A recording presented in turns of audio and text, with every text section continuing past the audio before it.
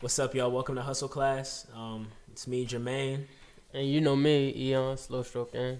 And we have a very, very special guest here with us today. So my man, Jonathan, aka I call him J Money. Why don't you go ahead and introduce yourself for everybody? What's up, everyone? My name is Jonathan, aka as Eon calls me J Money. So I think he's only he can call me that so far. Man. But nah, just someone who's been in the markets for a couple of years. I traversed everything from stocks, played around with forex. I've been created some options, cryptocurrencies. I had a thirst for the knowledge, and so I sought it. Fuego. Yeah, my man. He gets into everything. I see. But yeah. So I met J Money in college. Went to Morgan State for electrical engineering, and I swear this dude was like always one of the most intelligent people in the classroom. So it's like I was always trying to be his partner, and like every single assignment, if I wasn't working with him, I was trying to, and I was mad that I couldn't. So yeah. So man, I just remember those days in 215. That's when I really started like getting into the stocks with John, and like 215 was tough. That I'm not Doc. Man, I don't even gonna say the name for a second. Yeah. You want me to say her name? You can say her name. Karuchi. It's like nah. But nah. So yeah. So that's when Jonathan he tried to introduce a higher understanding of stocks to me. So that's when I started like getting more into it. Of course, like my dad was telling me about it, and I've known about it myself, but I wasn't really too into it. I was just pretty much just looking at it. But then, Jonathan, he kind of helped me like get started. So this is like one of the main sources like that I go to, between my father and Jonathan, and of course Jermaine, as well as like the news itself. I mean, those are like pretty much my circles, and of course the Discord chat and everything like that. But those are pretty much my circles right there. So you're getting like firsthand information in this episode from a very reliable source of somebody who has great knowledge and understanding of what's going on and how to really make certain calls and how to see some things. So we're gonna really interview him today. Me and Jermaine are gonna try to run through some questions so that we can, number one, for ourselves get really good understandings and help give you all good understandings, because that's what it's all about, helping each other elevate. So all right, let's get into it. Jermaine, you wanna read off the first question, man? Yeah, absolutely. So, Jonathan, the first question that I have for you is, how long did it take for you to get acclimated to the market, or I guess the markets? Okay, yeah, I guess markets. So, well, I mean, the way I gotta put it is, there's this quote. It's like, when you think you really know something, you realize that you don't really know as much as you thought you knew, or you realize you really don't know anything. Mm-hmm. And so, I mean, acclimated to the markets, it's a process. You start in the beginning, you learn a few things. Some people tell you a few stocks to buy. You buy them, you make a little money, maybe you even lose a little money. Then you're it's a process. And so, I mean, I've been in the markets. A couple thousand hours. I would say about like 2,500 hours towards 3,000 hours in the markets over the past about 3 to 4 years or so. Because that's all I did. Eon knows. I remember that one time in Dr. Reese's class. Mm-hmm. We were supposed to be paying attention. I pulled out my laptop, and then all of a sudden, some stocks video that I was watching came on, and Dr. Reese is looking at me. She didn't even know what to say. He's like, most people are just watching shows in your class or something. Yeah. Yeah, but I mean, it's a process, and yeah, you just got to take it day by day. The same way as you learn to do a 5K, just take it day by day. And after your first year, you realize you learned a lot, and you just take it year by year. It's a marathon. It's not a sprint. Okay, I like that answer. Any comments, E? Son, I really felt it when he said that day by day, year by year, because it's like up until now, I don't feel like I was learning how to trade. I was just looking at some stocks and filling some orders. But it wasn't until 2020 when I actually started trading. Like, it wasn't until now, like when I really started getting into it. I've had a decent understanding of what to do and everything like that, the past like year or two. But no, since me and J Money you know, he acquainted me to that joint in, you know, in college. But that was just like that. I just kind of left it there. But I definitely feel you. And basically, I kind of want people to know that I've been doing the joint for like 4 years. But I kind of didn't really get nice at it until like, you know, this year, last year type move. So it's not something that you need to rush on doing. I mean, yeah, you want to be a rapid learner if you're losing a lot of money. If you're losing money, be a rapid learner. And I think that kind of ties into the next question. Like, so what disciplines and sacrifices were required for you, you know, during that learning stage? Oh man, oof, this one right here, a lot of sacrifice on my part. It's just because I'm an avid risk taker. I'm that guy that, you know, I see some code back in, I think it was high school, and I just copied and pasted the code, and I didn't care what would happen. I just wanted to see what it would do, and I just wanted to see what happened. So one of the things that I teach a lot of people that ask me questions, is you want to manage your risk. You don't have to be losing money in the markets when you start or when you're in the markets. If you're managing your risk, you know if you go all in on a stock, and then it's $1,000 of money that you have, and it goes down 50%.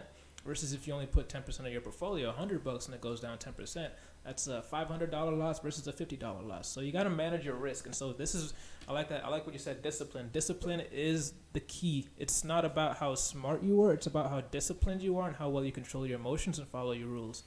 So you don't have to make as many sacrifices as I made in the early stages, especially.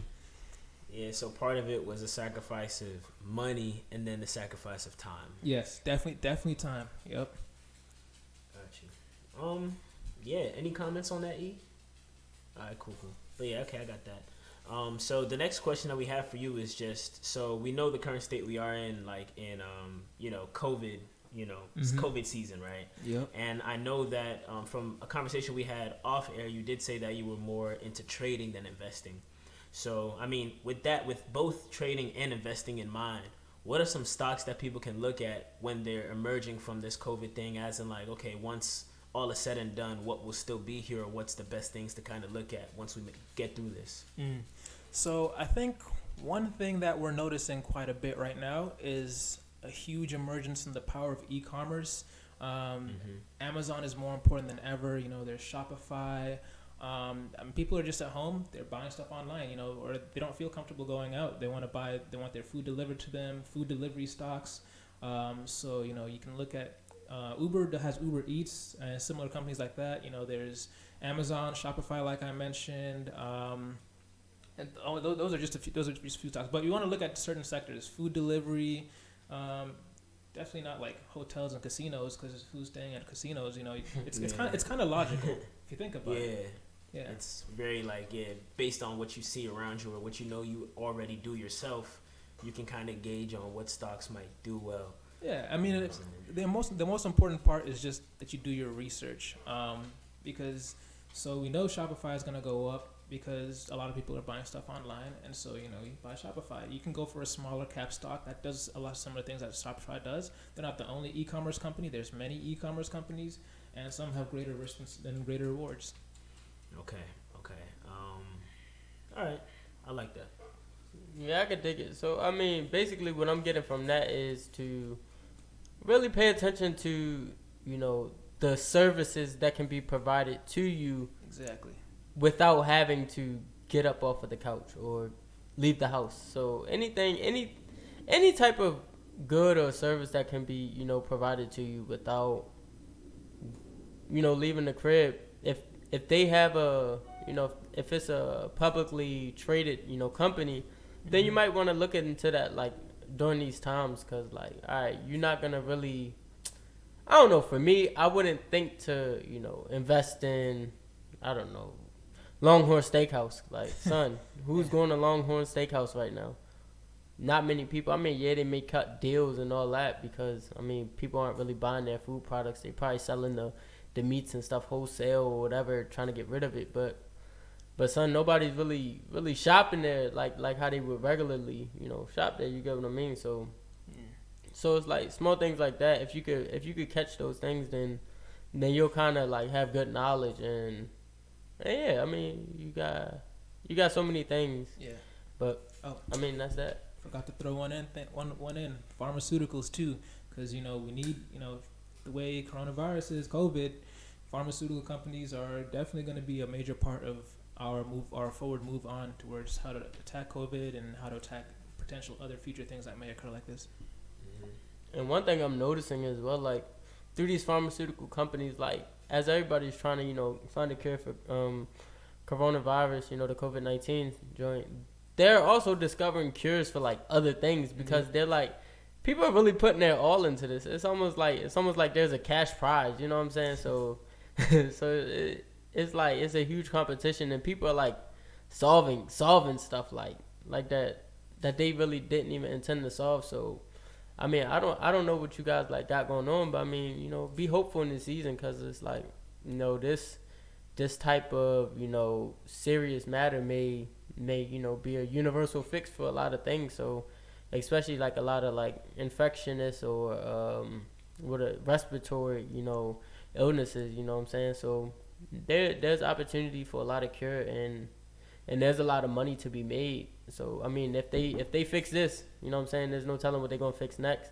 They may have a consistent fix for like AIDS and stuff like that. So like a few people in the United Kingdom got cured from AIDS, you know what I'm saying, like early in the year, but I don't know if that was like somebody's research, for COVID, but I mean it just happened. So there's a lot of good things going on right now, but I mean still, you see what I'm saying? But I guess I can get into the next question. How do I understand the economy? You know what I'm saying? I get that there are certain things I should be looking at, during the COVID season, but what's the best way to understand the current economy? Like I know, man, you talk a lot about this, about how trash it is, but apparently not everybody else sees it, which is why there's these random pumps and like you call bubbles or whatever. So yeah, give us your take on that. All right, this is a big one. So the markets. So one of the things that a lot of people need to do is to expand your perspective. Watch the news sometime, or I'll be honest, you don't have to watch the news. You can pop up an article, have some Yahoo Finance articles just come up on your phone every now and then. Spend 5-10 minutes a day, maybe 20-30 minutes or something. Just find out what's going on in the world. So when you know what's going on in the world, you have a better idea.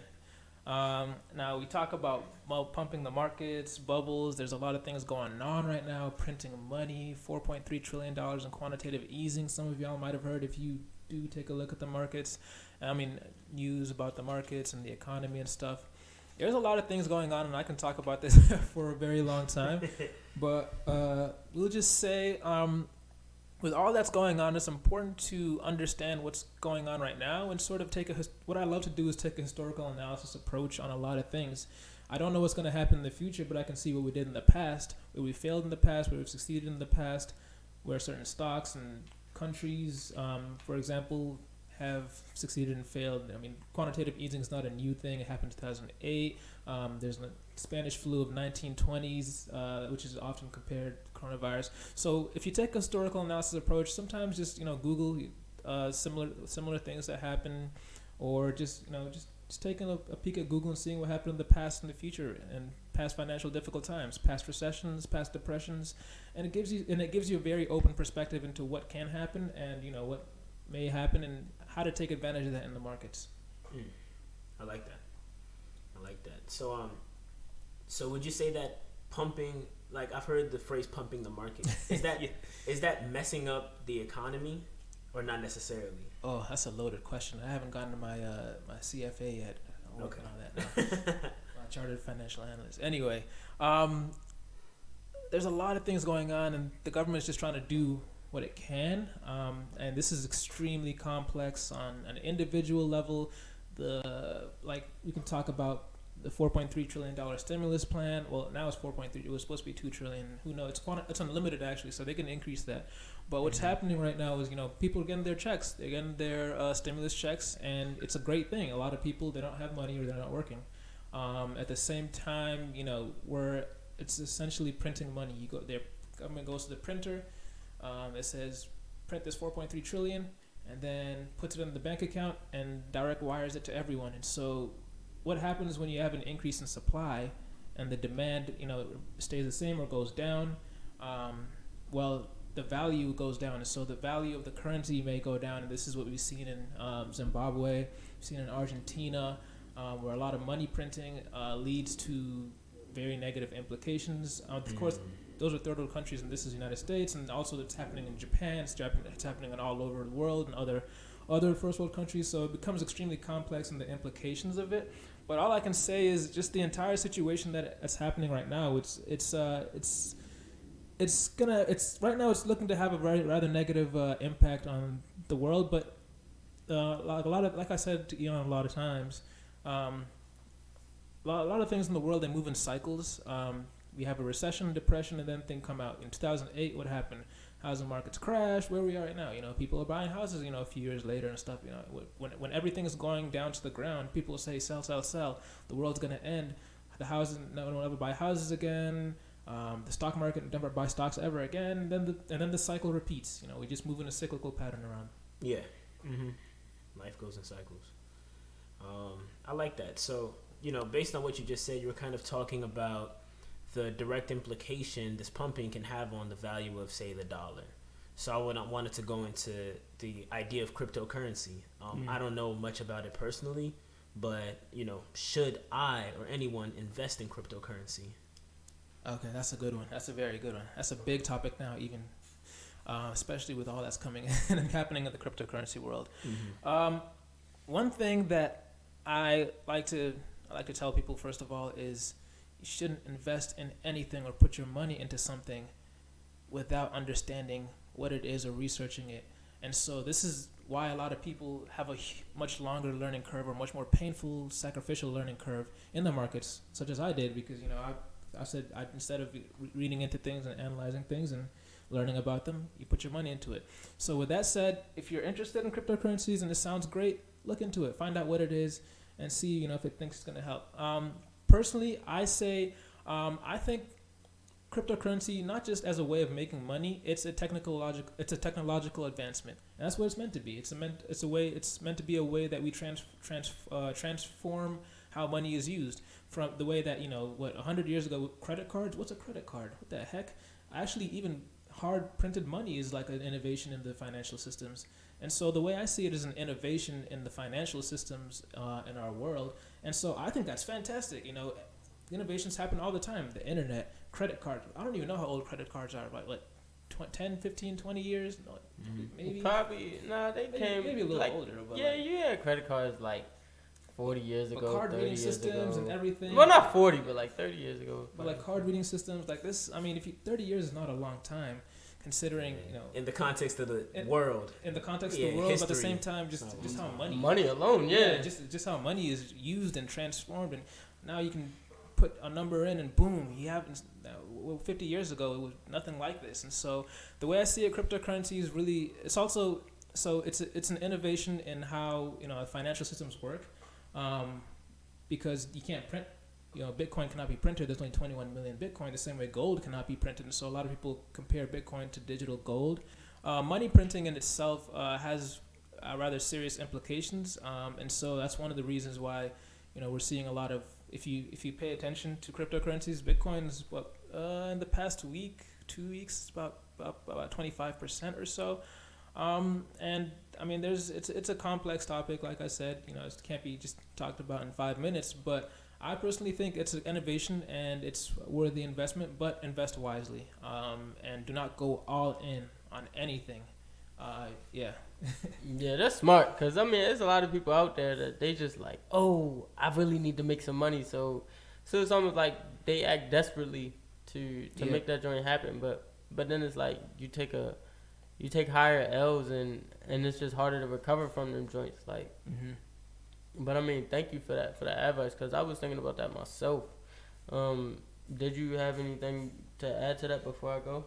No, nothing else to add. Yeah. Oh, I think I was gonna put one more thing. It's just at the end of the day, I think a lot of things that we're talking about, it all comes down to risk management. When you buy a house, some people might buy houses in really horrible areas and they end up losing a lot. It's just like you don't put all your money in that one house, and you don't put all your money into that one stock. You just got to manage your risk, and so you can so you can sleep comfortable at night. Mm-hmm. Yeah, I made a post yesterday. I said, no, stock money shouldn't be your only money. You know what I'm saying? Like you definitely.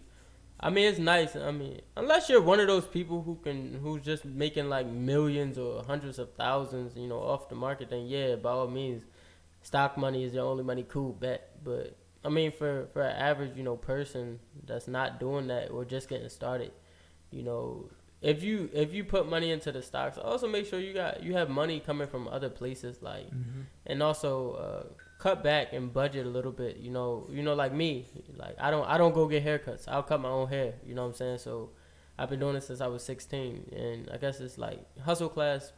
I guess this season the hustle class isn't really all about like stocks. It's about like managing yourself and your money and all that, or whatever Jermaine, wants it to be, but but yeah, so I mean, for me in this season, like hustle class is just like how to pick up yourself and go without having to, spend top dollar to have a decent life. Yeah, so I think the final question is, what should I read or watch or study to build knowledge? I know you was talking about like news and stuff like that, but any specific channels that you recommend or anything?